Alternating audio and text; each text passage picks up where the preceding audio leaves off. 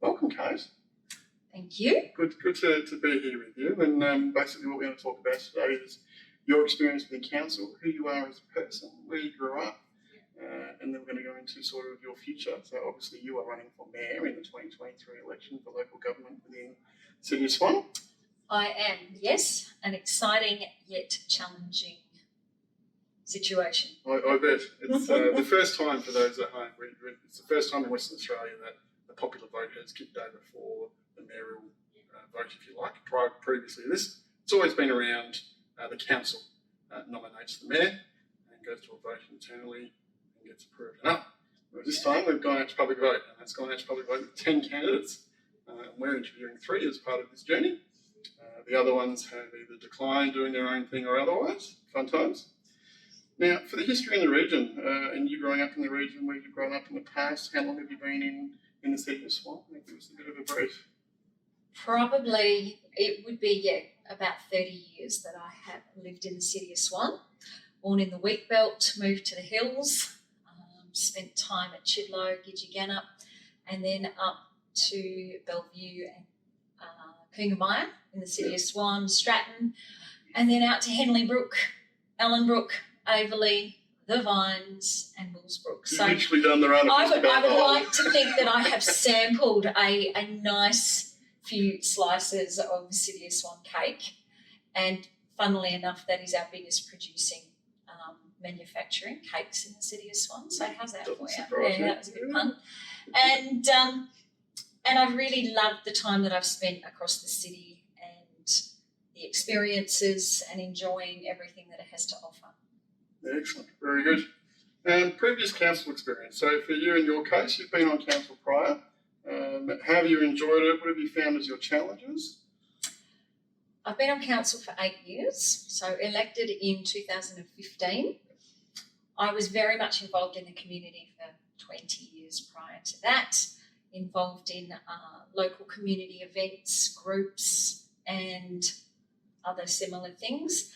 And I thought it was probably a natural transition to move from a lot of community work and community leadership into council as a local government role. And I kind of thought too that local government as a third tier of government was where the rubber hits the road, and we know that, roads, rates and rubbish, but also community at its heart. So I thought if I can roll my sleeves up, get my hands dirty and get really involved community-wise and be an elected member, then I would be really getting the job done. Kate, what have you enjoyed about your time at the council at City of Swan, and what are your challenges that you see now for the city moving forward for the next few years? I have enjoyed so many aspects of being an elected member. It's been a huge learning curve. I feel even 8 years into it, there is so much more to understand and comprehend as to the workings of local government, and especially such a diverse, large local government area as the City of Swan. So, that's one aspect. And I suppose what I really love is having made so many connections across the City of Swan. Being on local government, the people that I come to know, the community groups and individuals and organisations that I work with, different stakeholders. I love the fact that when anybody asks me to help them solve a problem, look at a startup, run an event, connect in regards to like the planning matters on council, I've generally got the knowledge, the know-how and the practical applications to be able to put puzzle pieces together so that when we finish that meeting, they're pretty much like, wow, I think I've got a good grip on that. I think I've got the support I need, or I've got the ideas that are important for what needs to be done. So that is a highlight for me, and it is so rewarding and so satisfying. Working with individuals in regards to planning matters and city matters is really rewarding as well, and seeing some great outcomes, individuals who know that they've submitted a really rigorous planning application and stand by that and need the support of an elected member to debate and to show other elected members the reasonableness or the practicalities of it and why it should be something that is able to be approved. And that, the relief on residents' faces when they're looking at building their forever home, and it's almost out of reach for them because some of those different viewpoints or understandings, and so being able to research and debate strongly to help others understand is such a highlight for me as well. Excellent. Yeah, you spoke about some of the challenges for the City of Swan moving forward. We are such, right? Oh, okay. The challenges for the City of Swan, we're such a large local government area, one of the largest, and it's a bit like a frog in a blender. We have heritage, industrial, we have rural, semi-rural, we have tourism, viticulture. There are so many aspects to it. It becomes problematic to make sure that we are listening to everyone and accommodating and providing services, promotions and support. So that is something that is a massive challenge. And on top of that, we are an urban growth area. So our urban growth corridors have high needs. We're always considering what needs to happen there, and the money that is required to build the roads, the footpaths, the lighting and the infrastructure for new areas is a huge consideration. So we're dealing with a massive budget, and for us as elected members to understand the budgets that are required to deliver services and get new infrastructure up and running, and the advocacy that's required on a state and a federal level to make it all come together so that we've got the best outcome for our residents is a huge challenge. And Kate, why do you believe that you'll be suitable as a suitable choice for mayor? Okay, good question. I believe that my 8 years experience in local government combined with my community experience as a community leader helps made it a very easy decision to put my hand up to run at this election for mayor. I think it's really important that you've got someone who's strong yet compassionate. I believe I'm considerate of others, and that I am a leader in the practical sense of the word. So I've spent decades leading people in my professional career, in community and in other ways. So I believe that all of those characteristics combine to make me a really good choice as a candidate. Very good. And speaking to that, what qualities do you believe are essential for a successful mayor, whether that's yourself or others? Qualities, I think first and foremost, someone who listens.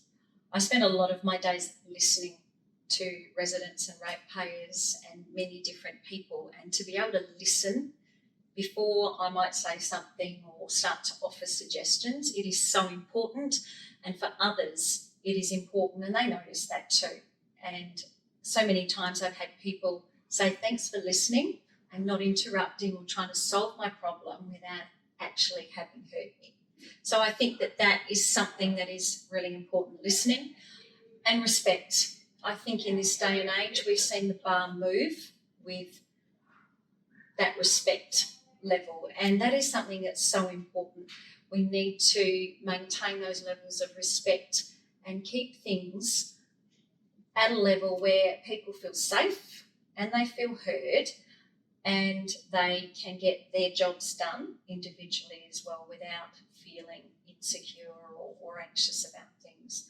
So yeah, I think some of those aspects are really important in the role. Excellent, very good. How do you plan to build strong working relationships with other members of the council to ensure that effective governance and decision making is achieved? Look, it's really important to build those relationships, even if each elected member doesn't see eye to eye on an individual item. Maintaining strong relationships and that respect is absolutely pertinent to the role. So I definitely try to, and I believe I'm quite successful in maintaining positive, open relationships with elected members, and to be able to chat through things aside from council matters and outside of the chamber, And yes, there might be high levels of debate and it can be intense in the chamber when we are addressing issues. But outside of the chamber, I think it's just so important that there's that mutual respect and understanding.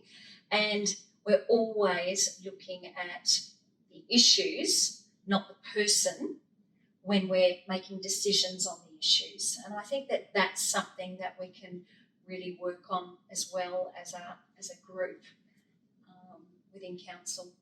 Excellent. Very good. What is your approach to fostering diversity, equity and inclusion in our community, and how will you work to ensure that all voices are heard and represented? As a mayor, considered just a councillor, which kind of more focused on your area, but as obviously as a mayor, you've got the entire bell and whistle.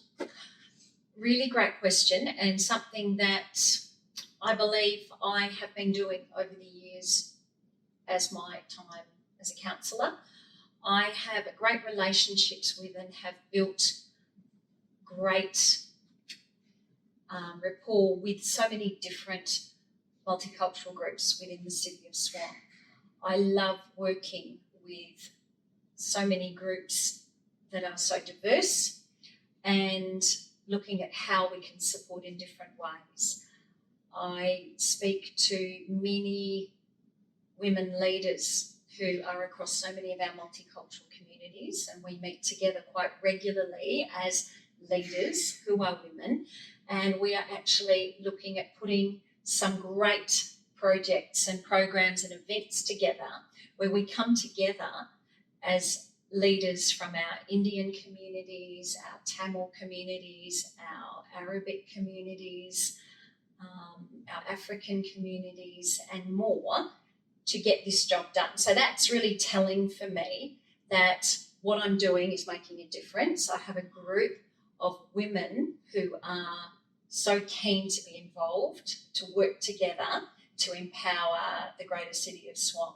So that's one aspect, and the multicultural aspect even within our community events, where we're empowering each of those multicultural community groups to have a voice, to be part of an event, to be part of the pageant and to share culture, workshops and everything else.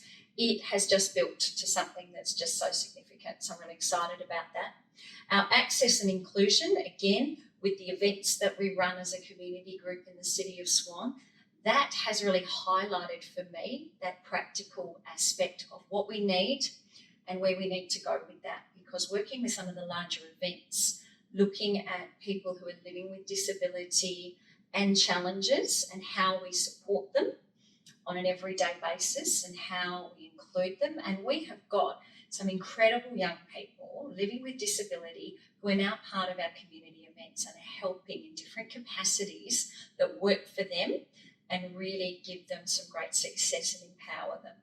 I've also been working with a local community service to help the transition for young people from year 12 living with disability, moving into a workplace or a profession or a training field. There's not enough that's done about that. And we are looking at programs and process and how we can help as a community group and how the City of Swan can help empower this program. And that's really exciting as well. So all of those practical aspects of multiculturalism, diversity, inclusivity, I really feel that, I'm right in there and really enjoying what we're doing.